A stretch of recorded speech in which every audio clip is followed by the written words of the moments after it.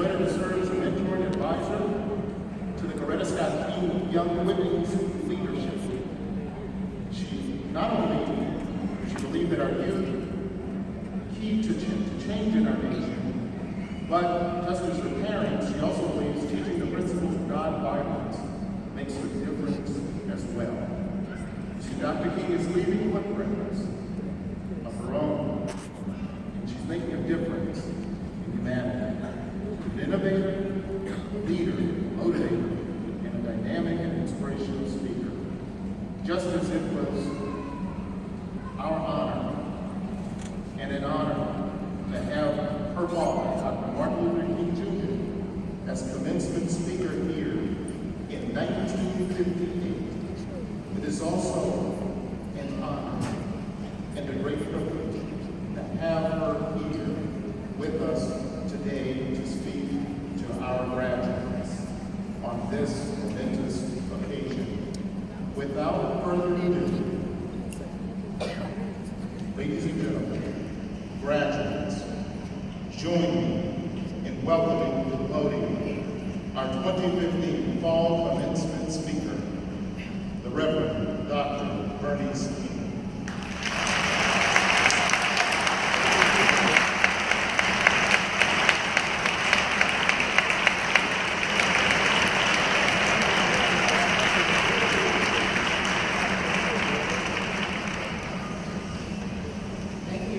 Chancellor Alexander for that introduction, to Dr. Stephen Brock, to Dr. Donald Loggett, to Dr. Carolyn Blakely, to Dr. Lawrence Davis Jr., Dr. Calvin Johnson, a lot of doctors up in here today, to Mayor Debbie Hollingsworth, and to Deshaun Scarborough, bless you for your presence here today. To all the parents, grandparents, aunties, uncles, cousins, nieces, nephews, children, husbands, wives, significant others, and to all of you, class of 2015.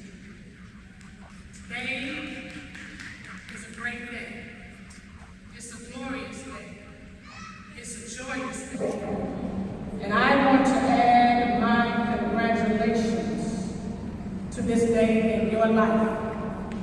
You made it.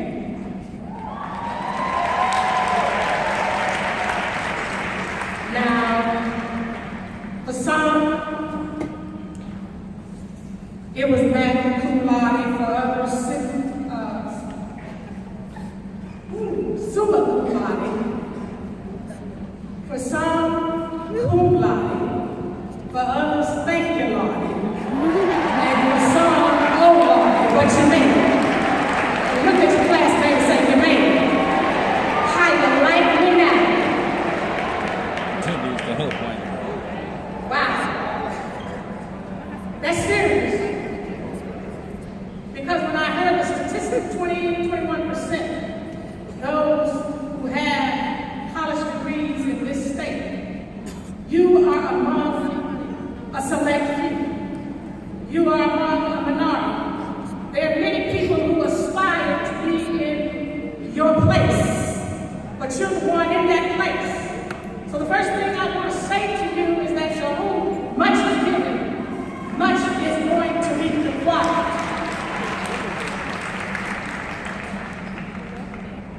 I'm glad to be standing here in the same place as my father some 57 years ago.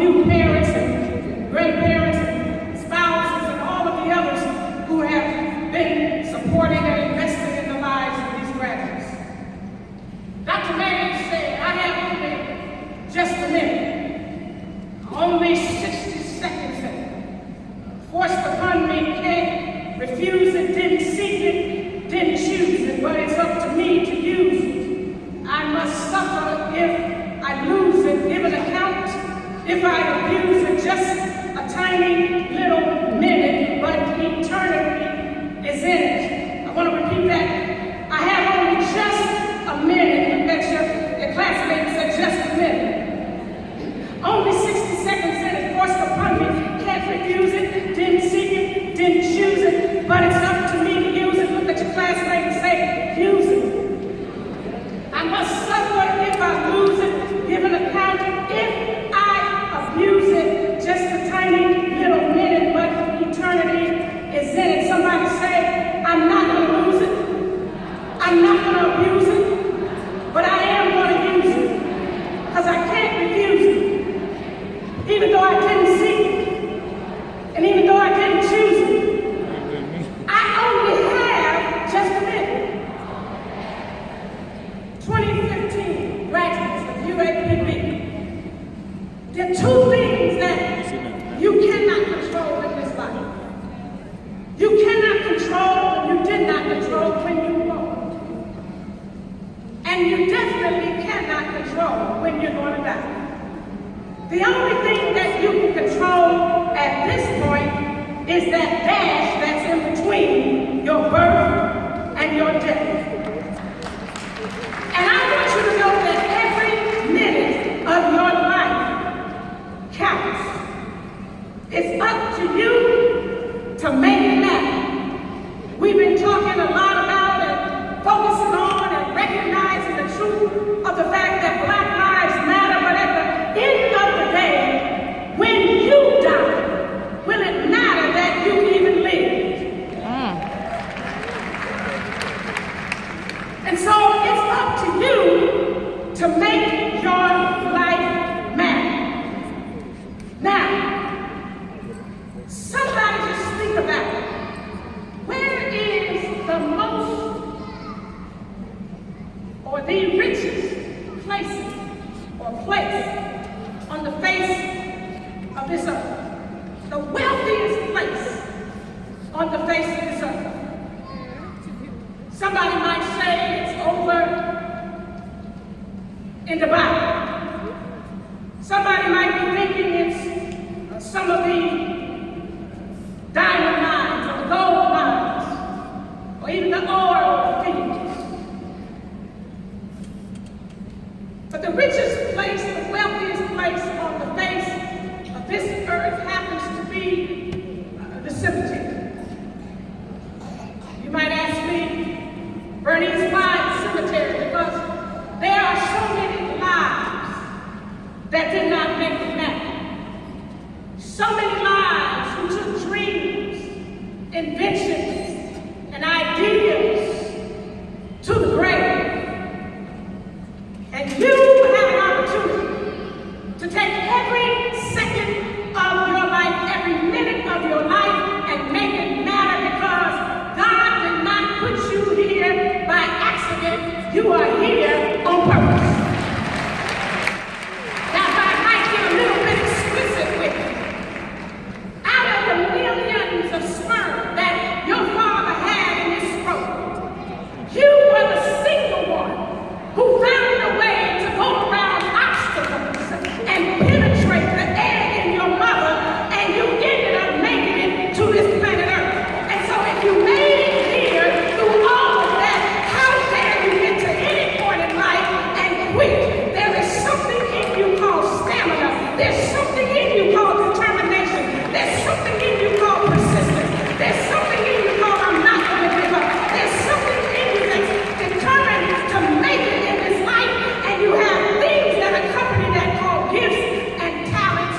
But I want to tell you that even though you have these gifts and talents, at the end of the day, the most important thing you can do to make it matter is the stuff in your heart. There's something that you have been placed on this earth to do. When you look at the state of affairs of our nation and our world, there is a problem that you were born to solve. There is a question in our universe that you have been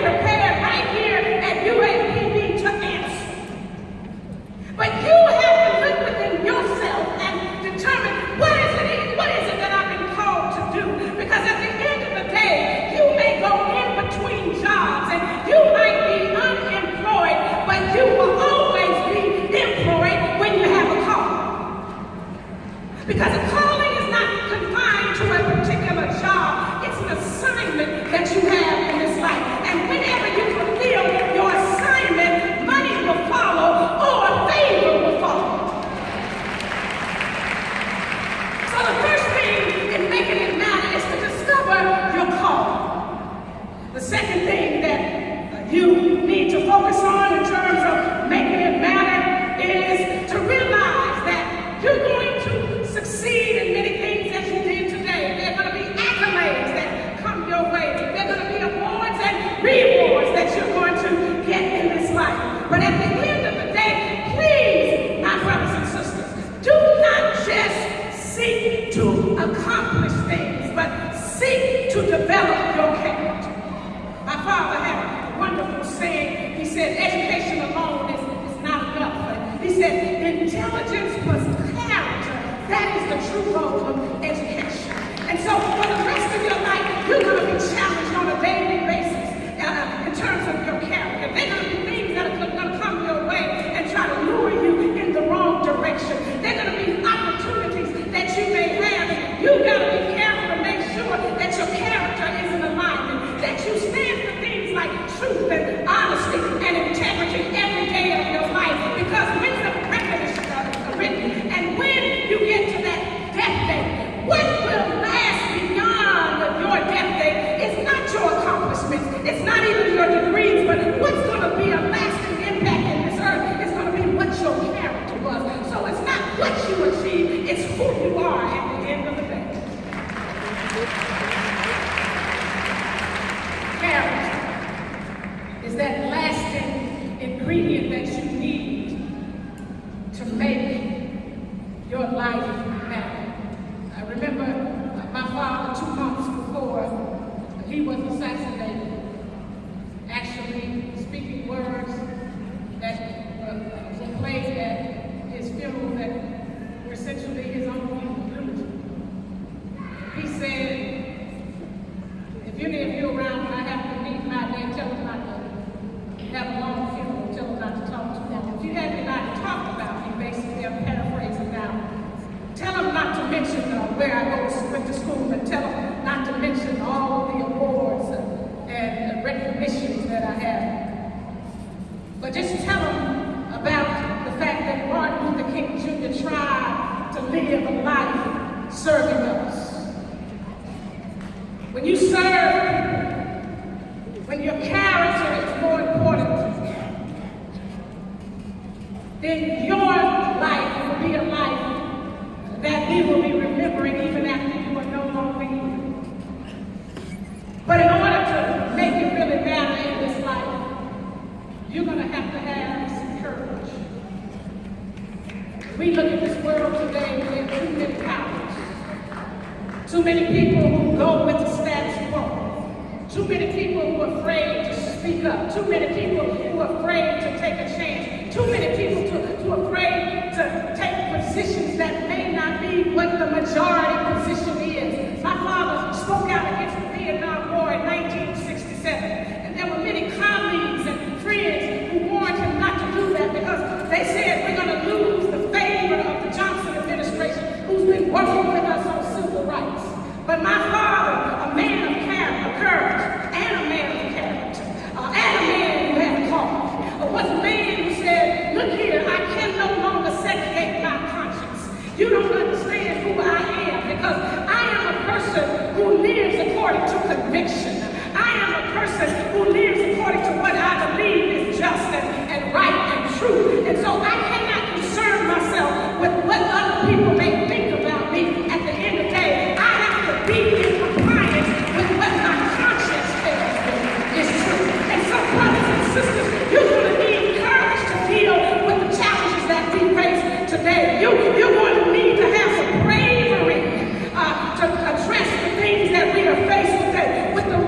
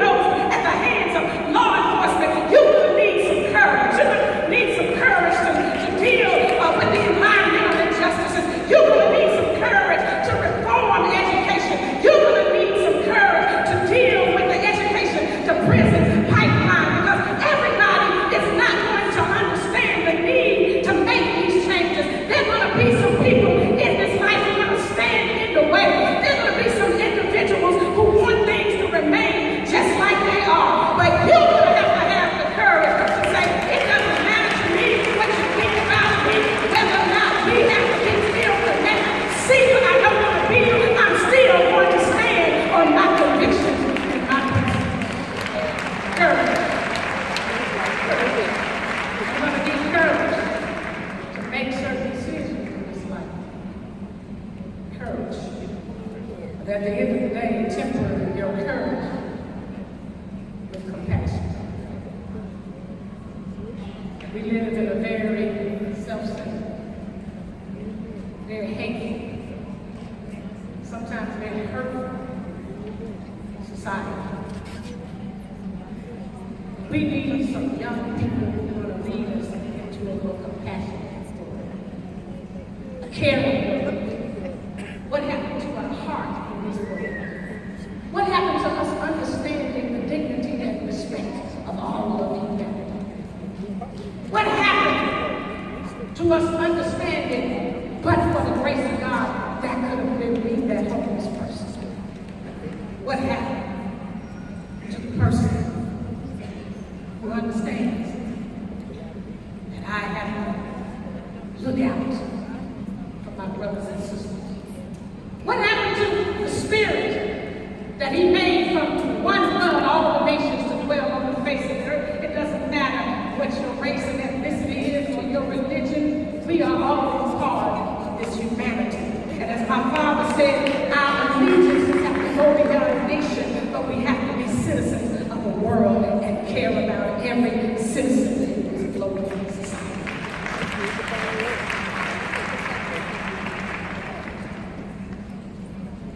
So I'm going to close with something, because we are in a critical state. There's a story told about two young boys who were out at recess one day,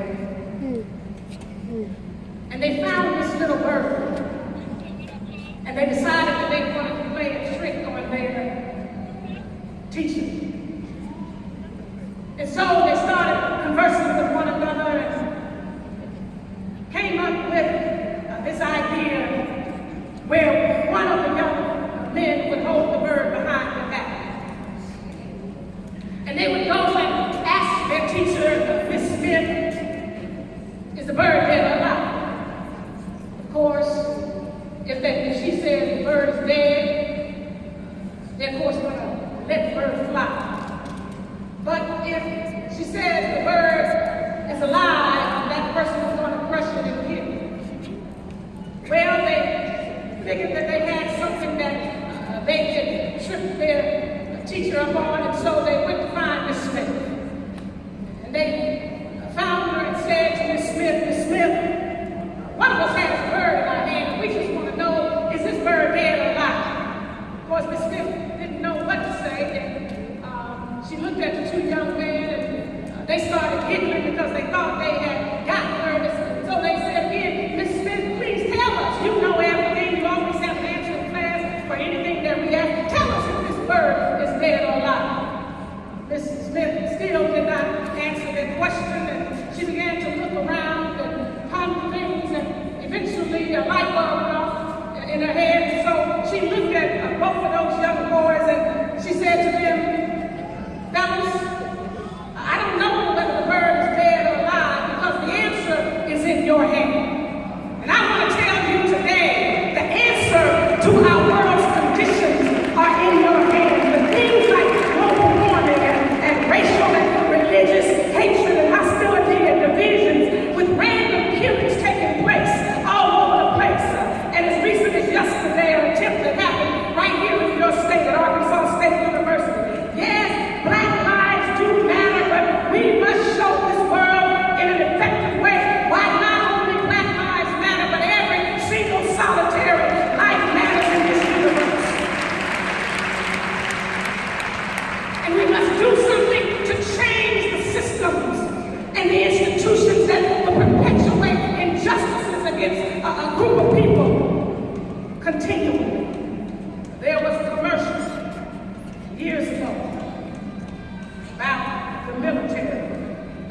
I know we commissioned some officers here today, but when I was growing up, boy, to say it, it's painful. I got so old. Commercials say, Uncle Sam needs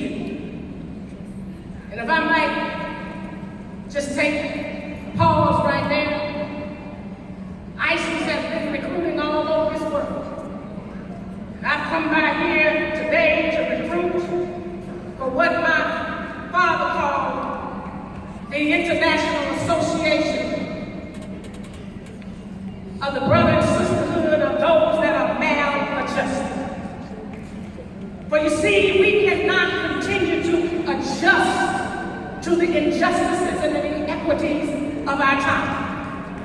And so I come to recruit you into that association as you leave this period of your life and close this chapter of your life and you go into a new chapter. I am officially ordaining you and installing you as a member of the maladjusted society. You can no longer adjust to second-class anything. You can no longer adjust to racism and poverty and what my father called militarism. You can no longer adjust to selfishness and greed and hatred and hostility and arrogance and elitism and white supremacy. You cannot adjust to these things because our words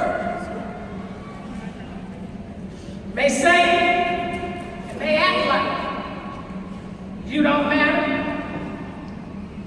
But as I said, whether they know it or not, whether they think you matter or not, it's up to you to make life matter. So I just stopped by here, University of Arkansas Pine Bluff, to tell the graduating class of 2015 that even though the world might not want you, the world needs you. It needs your gifts, your talents, your solutions, your creative ideas, your imprint, your mark, your stamp. It needs you. It needs your courage. It needs your character. It needs your calling. And it needs your compassion. So class of 2015, destiny is calling you. How will you answer?